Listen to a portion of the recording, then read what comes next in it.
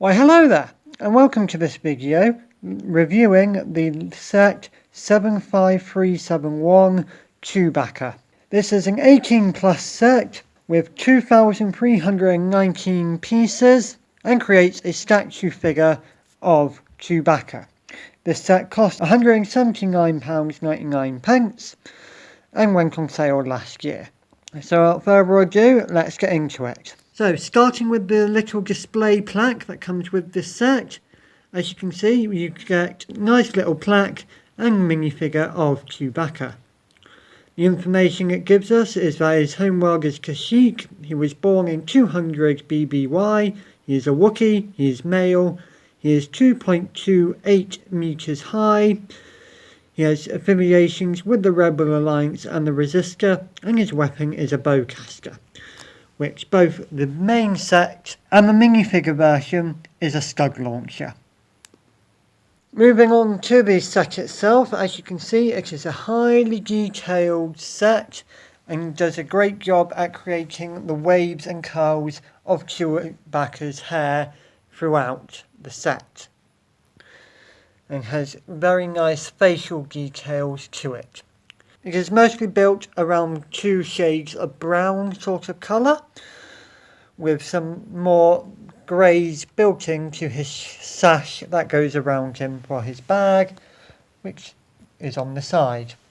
I will say with the sash that it doesn't appear to be clipped into anything and is just hung fairly tightly round the set itself. The bowcaster comes with this very nice fabric piece for the sling when it goes round his back, and features the sights for aiming here. Looking at the backside, it is very much the same sort of thing as the front, with the detail of the waviness of his hair continuing all the way round the body.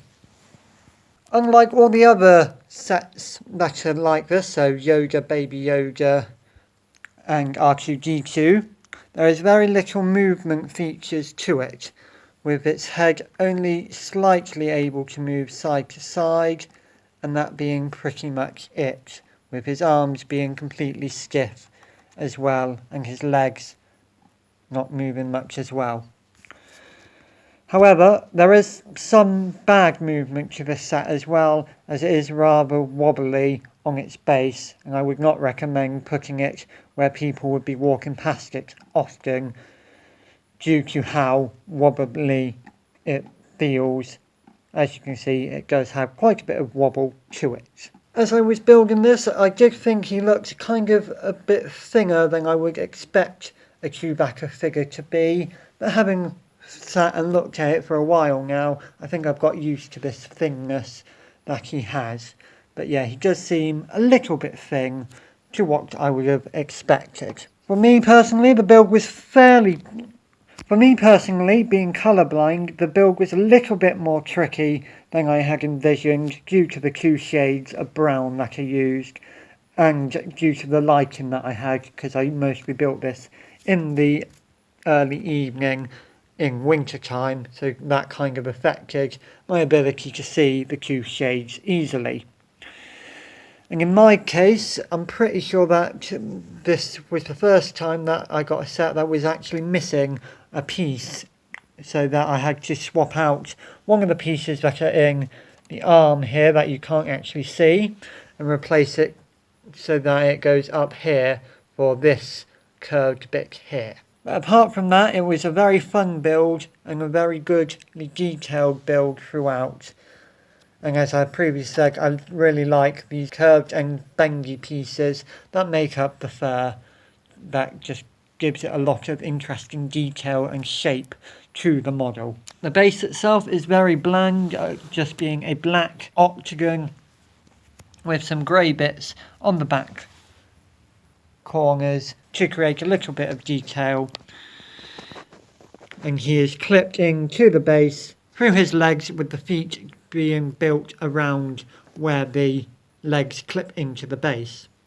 These are on ball joints, hence the slightly wobbly effect that this set has. Looking at his face, you can see it has some very nice printed eyepieces, and the teeth are made with lipstick pieces as well, which are very interesting pieces and work very well for the teeth. Also, going back to the plaque briefly, as you can see here, this is now a printed piece, unlike all the other Lego Star Wars figures in this style, which were all sticker pieces.